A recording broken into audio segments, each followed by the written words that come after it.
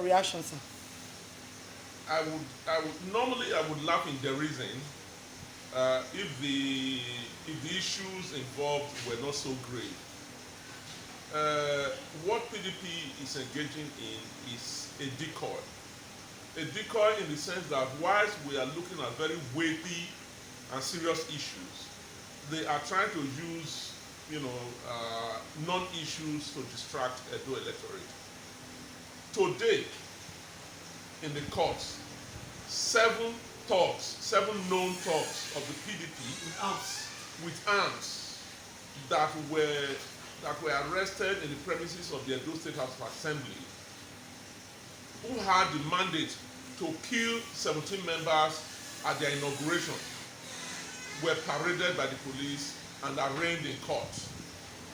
Because they know that will make the front headlines tomorrow and make the front burners in the evening broadcast, they have come up with this to try and distract the media from that weighty issue.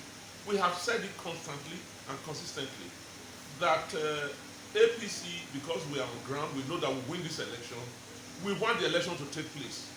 As a matter of fact, our flag bearer, Pastor Sagi Ezeyamu, said he wants to beat Godwin Obaseki at the polls during the elections before he is removed from office through other processes. So we have no reason to want to disrupt the elections. We have no reasons to want to abort the election. We want a peaceful election. We are campaigning for it because our campaign is based on the simple agenda that was authored and midwifed by Pastor Sagi Ezeyamu. So we have no reason at all to want to orchestrate violence or write results. That will not happen, it will not take place. PDP should explain what the seven thugs were doing at the House of Assembly premises on the day of the inauguration of 17 members. They were going to kill them. And so those very valiant people and brave people had to invoke the doctrine of necessity. That was why they were inducted outside the premises of the House of Assembly. Thank you very much, sir. You're welcome. And they have also said that the simple agenda of Pastor Sagi Ezeyamu cannot clear the ruts that Oshomole left behind, that the problem Oshomole left behind cannot be tackled by a mere simple agenda. You see, again, it does. I would have said it does not warrant me adding value to that puerile statement. Why do I say that?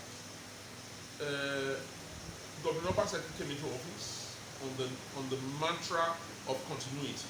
He was part of Oshomole's government for 8 years. Oshomole actually said he was part of the engine room of his administration. But at that point, Godwin was an unknown factor. Somebody actually described him as an unripe mango in 2016. We did not know as much about him then as we do now. So if Godwin Obaseki has been in office for 4 years, from 2016 to 2020, and it is at the tail end of his administration, now that he's seeking re-election, that suddenly he says that there was a rot in Oshomole's administration. He was part and parcel of it. He was the engine room. He was the executioner. So he cannot be absorbed. But having said that, he has just come up with what he calls his mega, making Edo great again. But for us, we say it is making Edo grounded again. Why do we say that? He has been in office for 4 years, and he ran all the institutions, all the structures down. Infrastructures are not in place, health services are not in place, education is not in place. And suddenly, at the end of 4 years, he realizes that there's a rot in Edo State. For him to say making Edo State great, making Edo great again, means that Governor Obaseki accepts, as a matter of fact, that he ran Edo as run in the past 4 years. So this new administration will now make Edo great again. That's a simple explanation of his mega. So for him to claim that is for him to claim that is turning the truth on its head. So the simple agenda is simple enough to address. No, you see, it is simple things, and those who are not versed in what we might call the nuances of language, that will say that the simple agenda cannot solve the problem of the state. Pastor Sage Ezeyamu, who is the visionary, the author of the Simple Agenda, merely used an acronym. Simple means a few principles that will be used.